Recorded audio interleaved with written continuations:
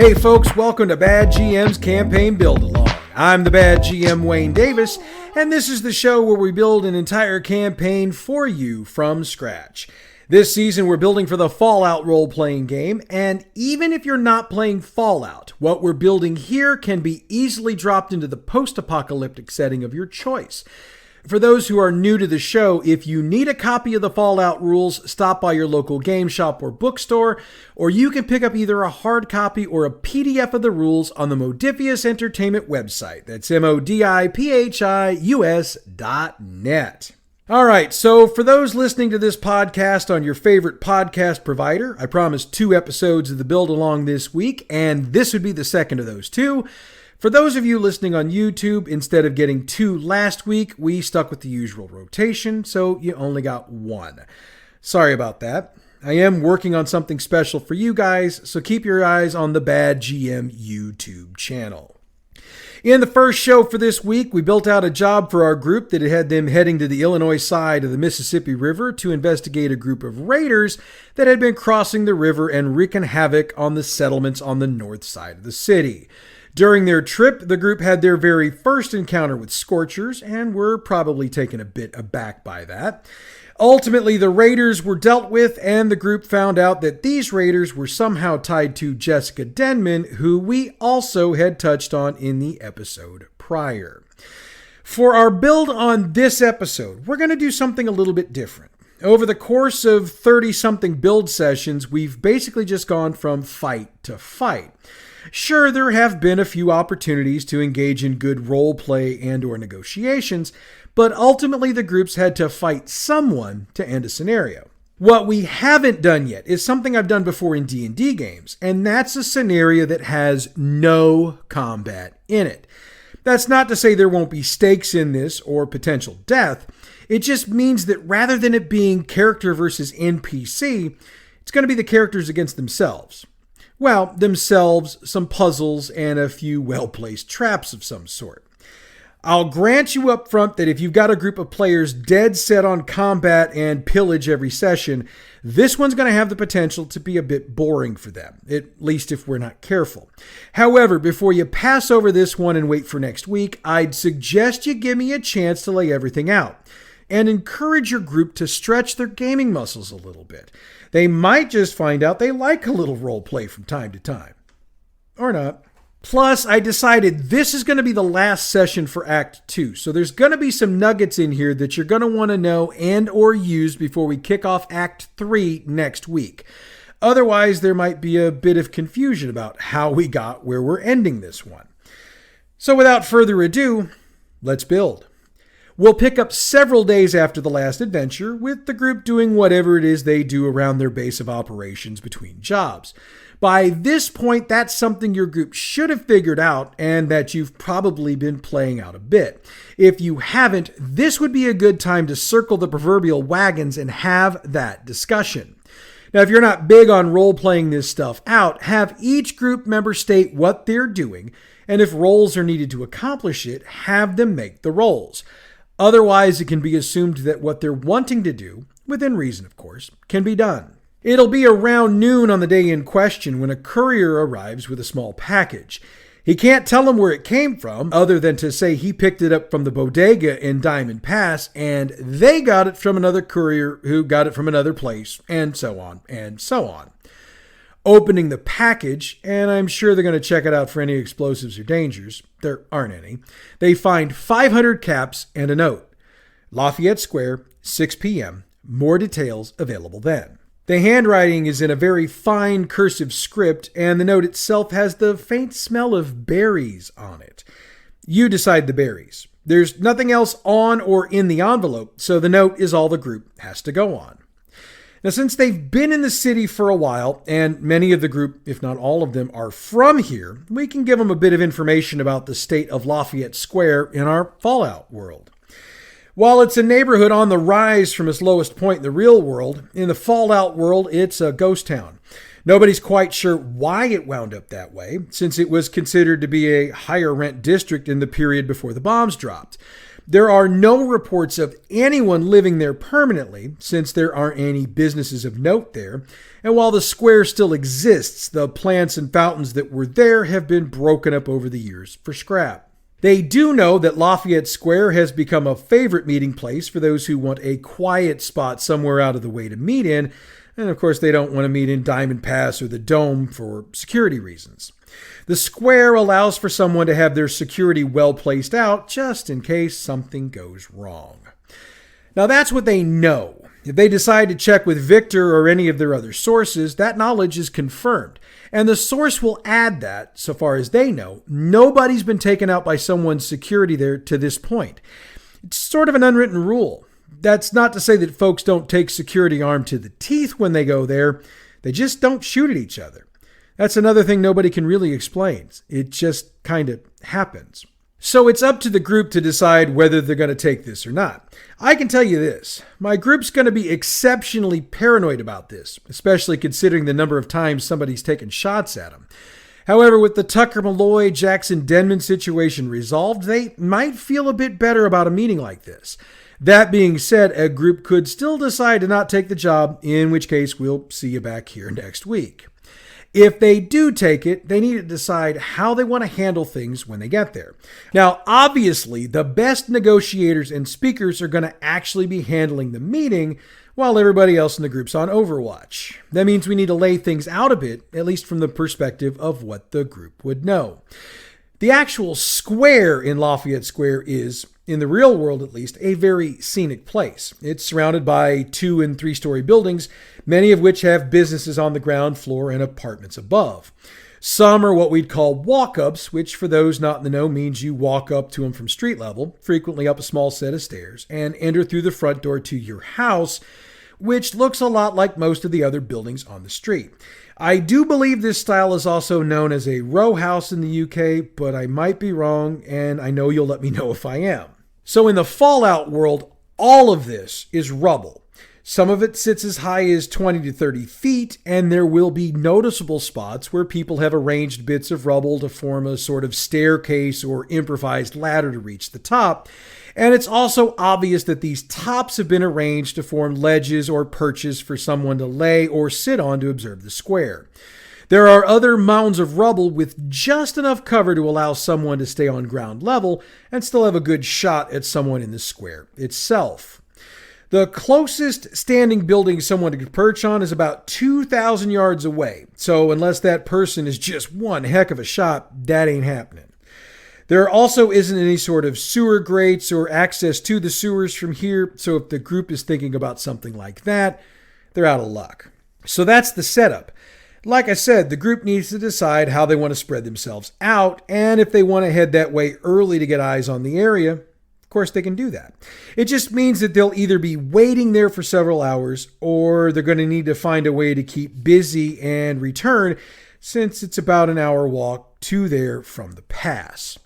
If their base of operations is southwest from there, or even straight west a bit, they can cut between 15 and 30 minutes off that time, depending. Now, the group might decide it's worth it to take 3 hours for one round trip and one return trip just so they can scope things out, get back to their base and equip accordingly, and then return. But as I keep saying, that's going to be their call. And I would make sure you know where everybody is going to be during the conversation. Not that there's going to be combat, mind you, but because of where other security might be placed. We need to know where our people are so that we don't try to put other people there. So once they've made their plan, let's fast forward to 6 p.m.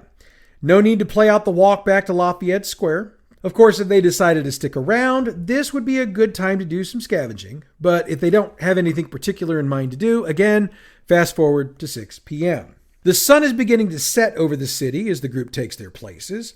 Those who are working Overwatch will have no problems finding a place to set up. Those who are waiting to meet are going to feel exposed, especially when 6 p.m. comes and goes without anybody showing up. About 10 minutes after 6, the players on Overwatch will see a man approaching from the south. He's alone and appears to be carrying something. As he gets closer, it appears to be an envelope of sorts. And by this point, those who are waiting to meet can see him, and it becomes quickly apparent that this is another courier. He hands them the envelope, but much like the courier from earlier today, he has no idea where it's from, as he was a pickup from another place who got it from another courier, yada, yada, yada, yada. The courier leaves the envelope and heads on out. I should point out here that while the sun is beginning to set, there's still enough light for the group to read, especially since at least one of them should have a flashlight of some type. On the outside of the envelope, there's writing in the same flowing cursive as before. Delivered to Lafayette Square, 6 p.m. Opening the envelope, there's another 500 caps and a skeleton key. There's also another letter written in the same script as before and smelling of berries. My apologies for not meeting with you in person, but I cannot risk being seen by the wrong people, and that doesn't mean you. The key is to a mausoleum at 15 Park Square on the grounds of the Old Catholic Church. I realize you probably don't trust me, and I apologize for leading you on what seems like a wild goose chase, but I can assure you that what is at the end of this journey will be well worth your time. In the real world, 15 Park Square is a Catholic church, so we're not making stuff up here. It's also very close to the Kiel Auditorium, so it's back to the north again. It's about a 45-minute walk, and we're going to just do this without incident. Oh, and we're not doing incidents this time because I promised you no combat. If you're in the mood for combat, if that's what your group's into, toss in whatever you want. Now, when I said we weren't making stuff up here, I sort of lied a little bit. There isn't a graveyard on the site of the church in reality, but I decided that in the Fallout world, the city didn't go through a lot of the things it did in reality. So the population continued to grow rather than decline, and most of the churches would have small graveyards dedicated to the generations who gave the most or did the most to build them up. And this graveyard isn't very large. It's about 15 yards by 10 yards. There's about a half a dozen graves here, though the markers have long since been broken off. The mausoleum in the center, however, is still intact. That being said, it's obvious there have been a number of attempts to break in, as the group can see pry marks, scratch marks, bullet impact dents, and even scorching, which tells them that whatever this mausoleum is constructed from was intended to withstand a heck of a lot, including perhaps a nuclear attack. Now that should give the group pause, since there's nothing they can think of that would make a structure survive that. Of course, the fact that the keel is still standing, as well as the stadium for Diamond Pass and the dome, means that maybe, just maybe, it wasn't as bad downtown as they believe. Or maybe those structures were just made of sturdier stuff.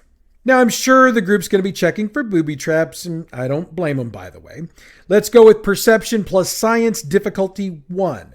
There aren't any traps on the door, and the key does indeed fit it. The mausoleum itself is only about 15 feet by 15 feet, so whatever it holds can't be that big. And when they get the door open, they realize there's even less open space, since there are 3 slabs built into the walls on either side of the door, and each has a casket on it. That brings the open space down to about 8 feet or so. To the rear, there's a casket sitting on the floor, and it goes from wall to wall. By this point, the group's probably thinking their mystery message sender is playing with them, but I'll bet somebody decides to search. What they search for is obviously going to be a mystery, but a generic announcement of searching will work. I'm pretty sure I've been using Perception plus Survival for this, so let's go with that. Difficulty is a 5 on this one, and as always, one person can assist another person in a search to increase their chances.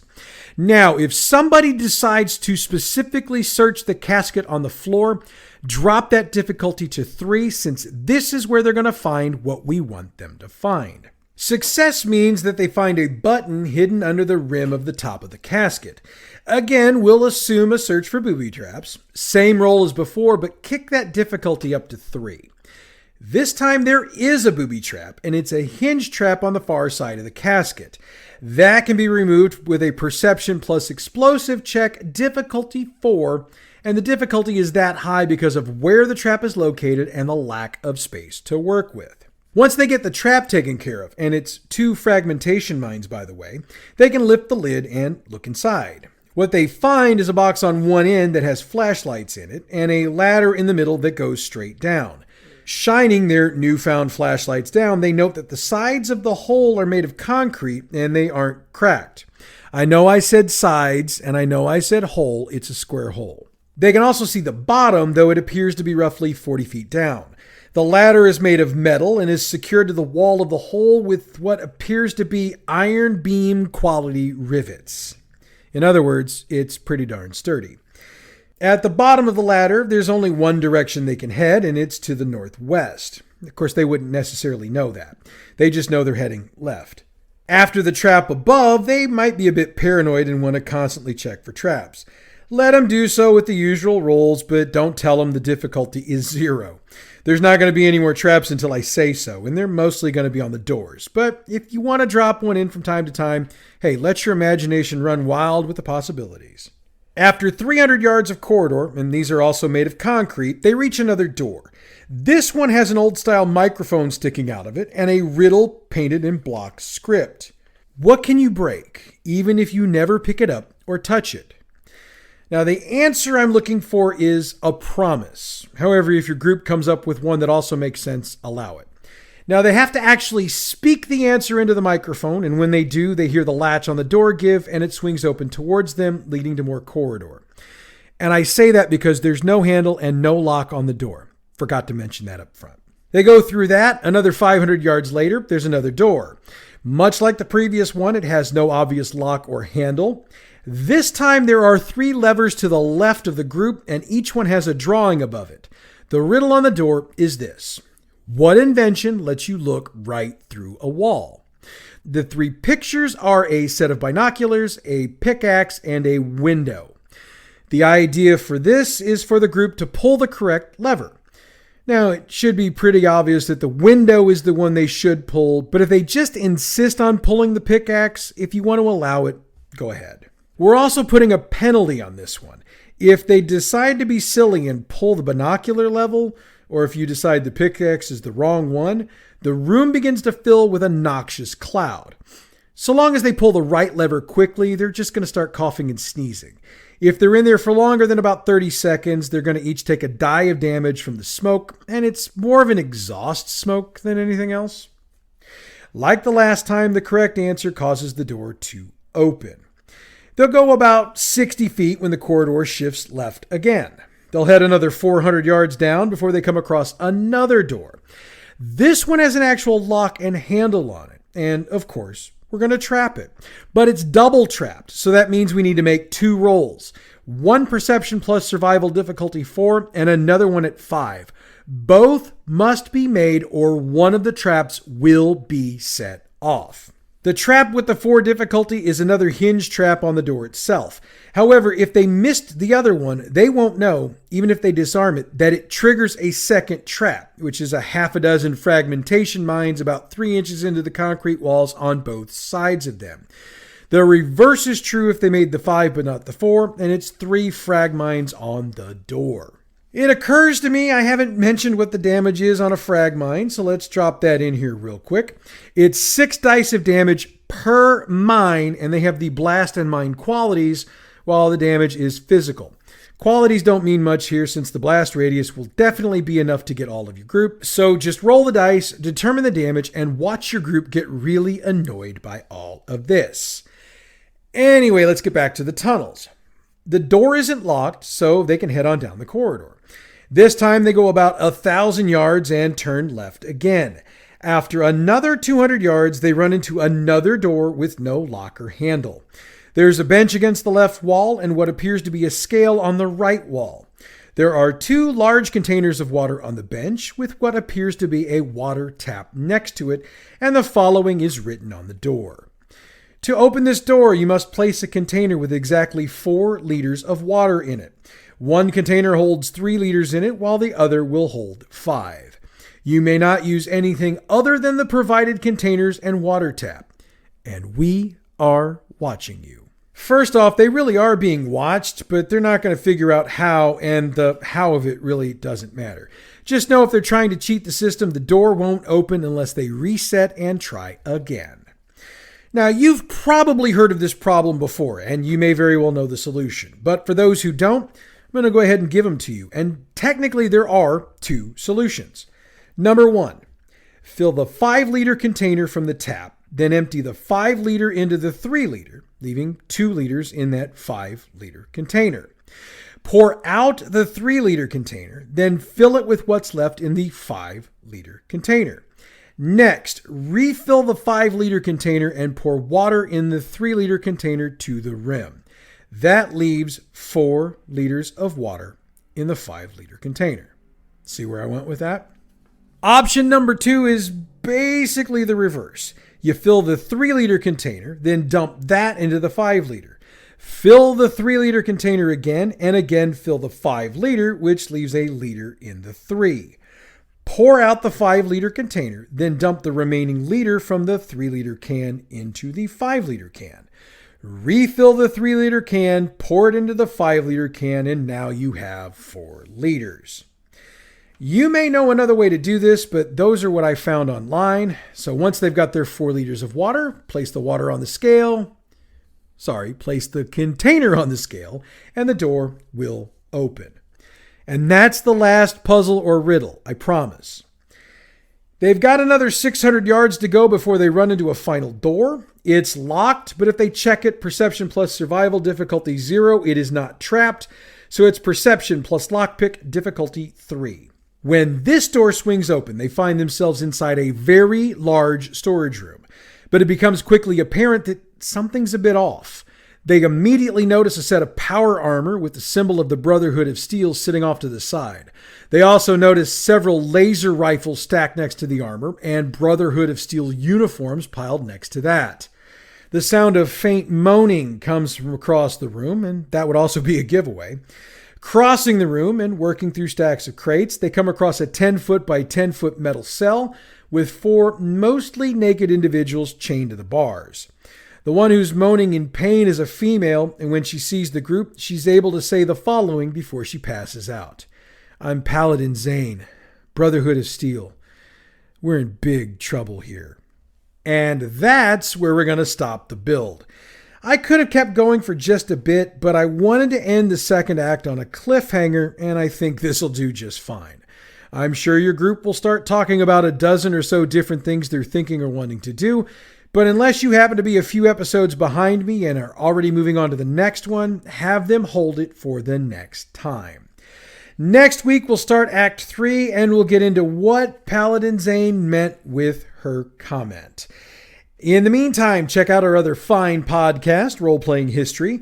That show also got 2 episodes this week, and we've broken down the D&D settings of Planescape and Birthright. So if you're into old school D&D settings, those shows are for you. And if you aren't, believe me, there's some good stuff there that you can lift for whatever game you're running. Role Playing History is available wherever you get your podcasts or from our website, badgmproductions.net. All Fallout role-playing game materials referenced on this show are the trademarked and copyrighted properties of Modiphius Entertainment through their license with Bethesda Games and are used on this show for entertainment purposes only. If you're interested in checking out any of the products produced by Modiphius, and there's a lot of really good ones, check out your local game shop or their website, modiphius.net. The music we use for this show comes from Pixabay.com. Check them out for all your license-free, royalty-free music needs. Bad GM's Campaign Build-Along is a production of Bad GM Productions. We're on a bunch of social media sites, so check out the info box for this episode or on the Contact Us section of our website. That's badgmproductions.net. Next week, we start Act 3 of our campaign and try to figure out how Brotherhood of Steel members managed to get themselves stuck in a metal cage. But that's next week, folks. Until then, I'm the Bad GM Wayne Davis, and I'll see you at the game table.